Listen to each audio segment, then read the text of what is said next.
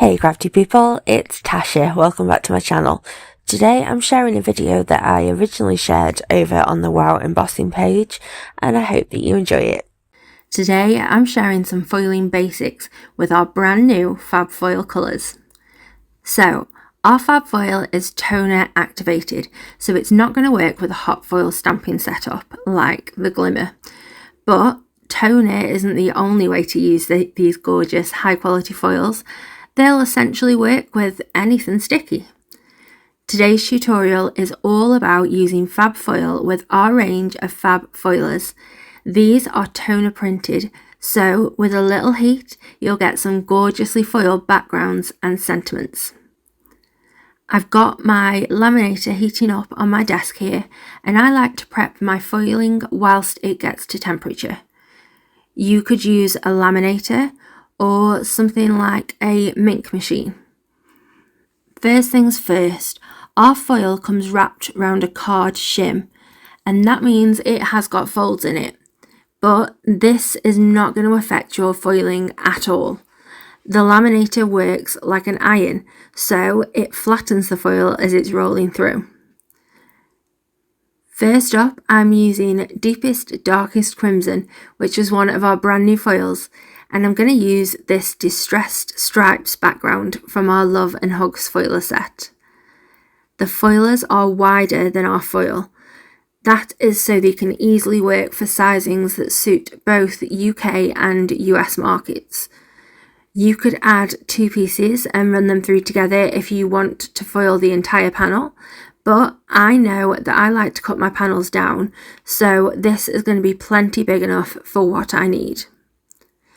That second colour is Metal Marmalade, which is another of our new foils, and I'm using this Happy Birthday panel from my Sweet Sentiments foiler pack. I like to use a piece of washi tape to secure one end of the foil to the back of the foiler. This is going to help make sure the foil doesn't shift during its roll through the laminator. You always want to put your panel in that side first. Now I'm going to feed my panel and foil into the laminator, and you'll notice that I don't have any kind of shim or cover or pocket.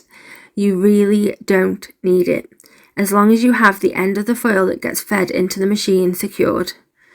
The way that these work is that the laminator or mink machine reheats the toner, which is then pressed to the back of the foil.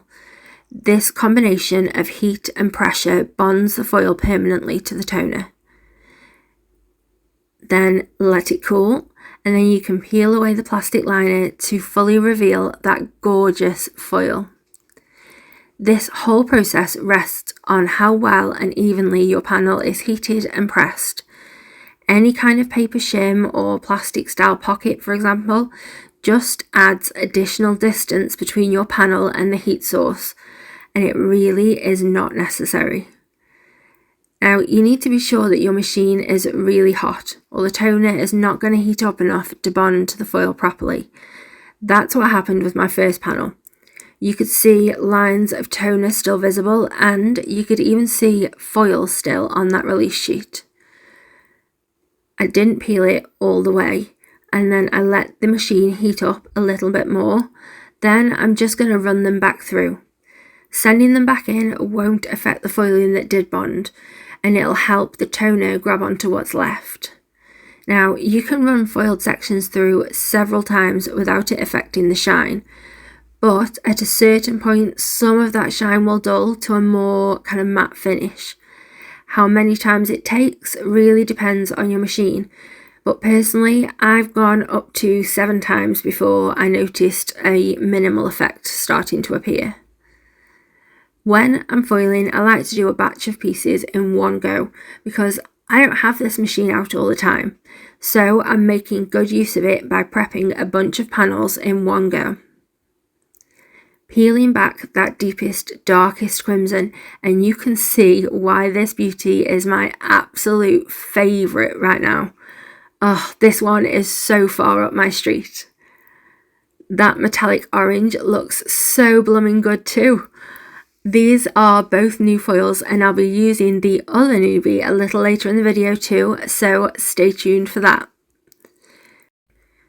This swirly pattern is from the Love and Hugs set. I'm going to do a two-tone foiling on this with some pink and turquoise foils. I'm just cutting down a piece of the foils and then tacking down each piece before running it through the laminator. Notice that this time I have it in landscape, because this way I could tape both pieces in place and run them through together.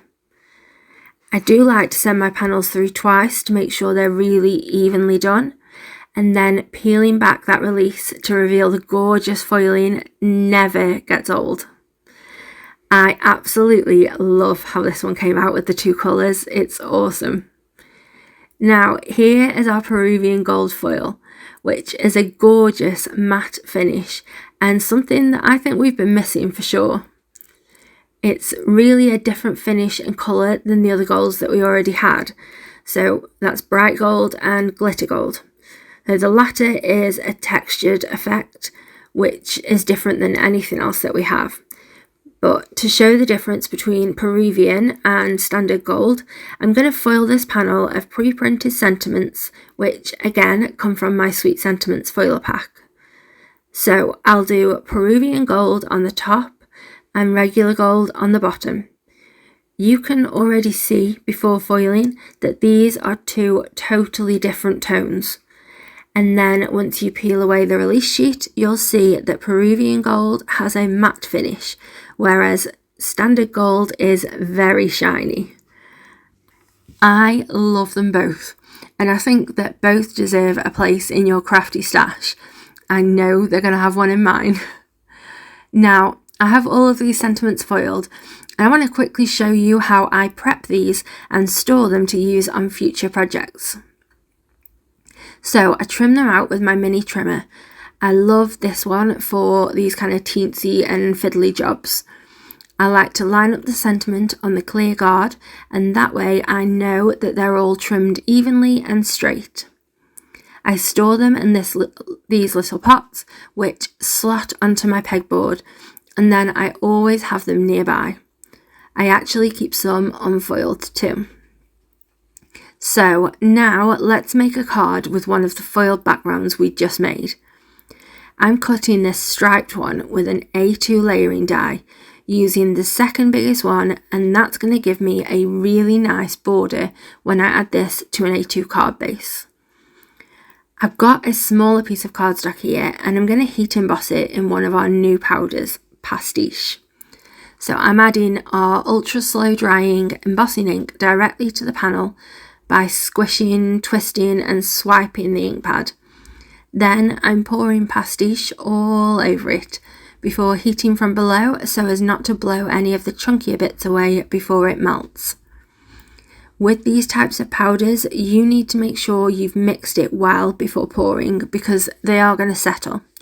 Now, in the past, I've always said to shake the jars. That's what I've always done. But recently, the owner suggested that we try rolling the jars instead, and I've got to admit, it works like an absolute charm. So I'd say do that now. Once it's mostly all melted, I like to bring the heat around to the front just to be sure that it's all completely done. Now, I'm repeating all of these steps to add a second layer, which is going to thicken it and maximise the texture from those chunky mica flakes. All of that heating and it is a little bit warped, but I'm adding some really strong adhesive foam tape to the back, and once it's attached to the panel, that's going to flatten it back out nicely. Okay, let's build up these layers now. The newly trimmed foiled panel goes on top of an A2 card base, and I'm sticking this straight down onto the centre. Now I've got a butterfly that I stamped, die cut and ink blended with coordinating stencils. If you want to see how I did this, I have got a video linked above on my own channel for your convenience. So I've added foam adhesive to the back of my butterfly too, and it's going to sit on top of that embossed panel. Now I'd just like to say at this point that this design was totally inspired by my very dear friend Jo Herbert. And once they're in place, I can add a sentiment strip, which is one of the Sweet Sentiments ones, I'm using foam adhesive again to pop it up just below my butterfly. Then I just added some gold pearl embellishments, positioning them in a triangular pattern around my butterfly and sentiment. And that's my card finished. I've still got loads more foiling left over, so be sure to keep your eye on both the Wow channel and my own to see how I go about using the other panels that I've foiled today. If you aren't already subscribed to the channel, then please consider hitting that button and use the bell to be notified whenever we post a new video tutorial. Don't forget to share this with any crafty friends that you think would be interested too. Have a lovely, happy, safe and wonderful week. Stay crafty. Bye.